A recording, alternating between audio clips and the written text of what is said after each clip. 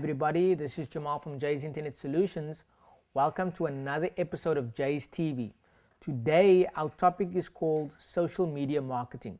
Before I get into the topic, I want to show you this book here. It's called Quirk E-Marketing, right? The Essential Guide to Online Marketing, which is a textbook. And what I actually want to mention about this textbook is at the back, you'll see a little sticker here or a badge, and noting that this book is licensed under Creative Commons. But for today, let's tackle social media marketing. Now, social media marketing is what our company, Jayz Internet Solutions, focuses on, but it's not the only type of marketing, right? You get search engine marketing, right, which is something totally different. It is linked to the internet as well, but it's a sort of a different way to market. And then you get other types of marketing as well. You get e-marketing, or more aptly email marketing. Okay, and this book here refers to e-marketing, which is not email marketing but electronic marketing, which covers all of those aspects. Okay, so our company focuses on social media marketing specifically, and today I want to sort of expound on this. What is social media marketing? Okay. And there's a little table here in this book on page 122. If you happen to have this book or if you happen to download it, it has a table which compares traditional media to social media. Okay, now traditional media is the media that we're all sort of familiar with, right? Like billboard advertising, like magazine ads, like newspaper ads and newspaper media, right? Even content besides the ads. TV media and ads. This is traditional media, right? And then social media is media that people can engage in.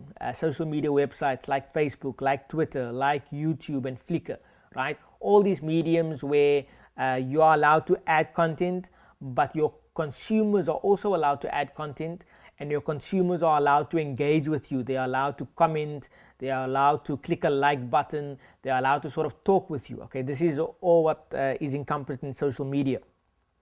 So a little bit of comparison here between social media and traditional media. The first line says traditional media is fixed and unchangeable, and social media is instantly updatable. Okay, now what it means is that if a TV ad is broadcasted, or if something is printed in a newspaper, that's fixed. It cannot be changed. Okay, and when something is published online in a social media element, that item can be edited, can be changed quickly. And what is very common also is that people write blog posts about certain events, and when something new happens about that event, they'll have a little line at the bottom saying update, and they'll have one or two lines saying what is the new update.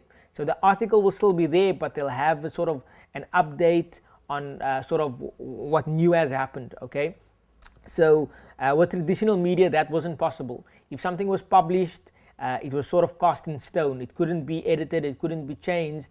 And with social media, things are easily updatable and sort of can be updated at any time.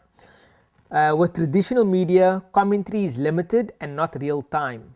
Okay, and then with social media, commentary is unlimited and in real time. So for example, if you look at newspapers today, you'll have certain SMS or email comments by the public, but they are not real time. Okay, they happen maybe a day or 2 days later, and they're also limited because there's a limited space given to that sort of commentary by the public. Okay, whereas in the social media element, commentary is immediate, right? It's instantaneous, and also it's unlimited. So on one article or one topic, a number of people can sort of can comment on that topic, and it's unlimited. So you can have one article, one news piece where you have 100 comments, and you can have 1,000 comments.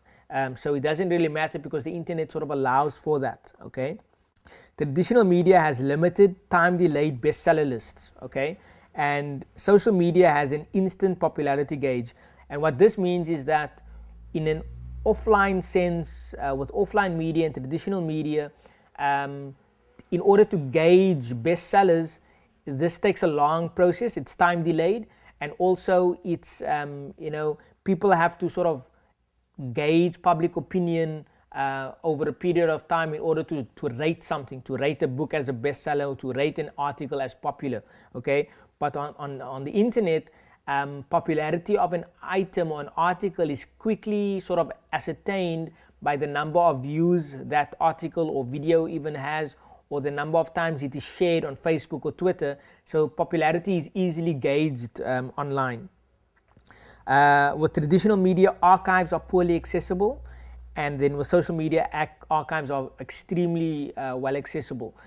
So for example, if you read a newspaper, if you buy today's newspaper and read an article about a certain event happening in the world, to view archived articles of that same event is impossible from that newspaper that you're reading. You'll have to go to the newspaper physically or yourself, or you'll have to call them and get an archive for you of that particular story that has been running.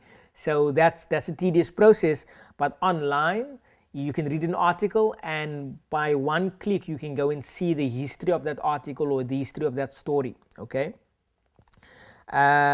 Online, on traditional media, there's a limited media mix, and online in social media, all media can be mixed.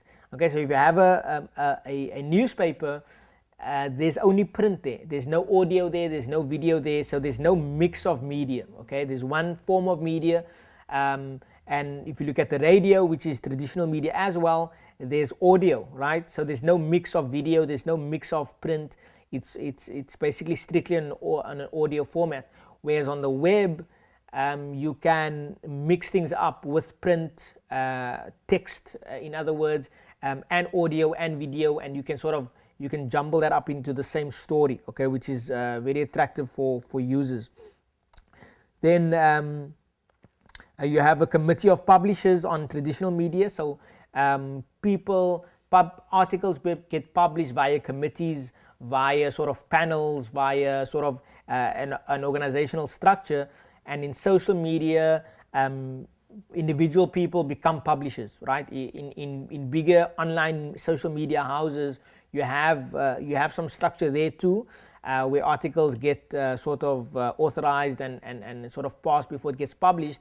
But there is room also for personal and individual publishers, and the story gets out much quicker in social media. Okay, so there's a number of other sort of differences between traditional media and social media, but that list that I provided to you now is an example of how social media differs from traditional media. And I do think that traditional media will be around for a long time still, and the forms might change, formats might change. Like magazines are now moving into the social media space, but they're still known as magazines. Some of them are still paid for subscriptions that you have to pay online to read them, but they are shifting. Okay, and what I suggest is that you, for your marketing purposes, that you sort of don't discard traditional media totally, but you sort of adapt towards the social media trend and use the traditional media sources that you still need to. Okay, but sort of be balanced in that approach. The rest of the week we're going to talk a bit more about online marketing elements, and I hope you've sort of got that for this episode. And until we meet again, this is Jamal from Jayz Internet Solutions. Crush it.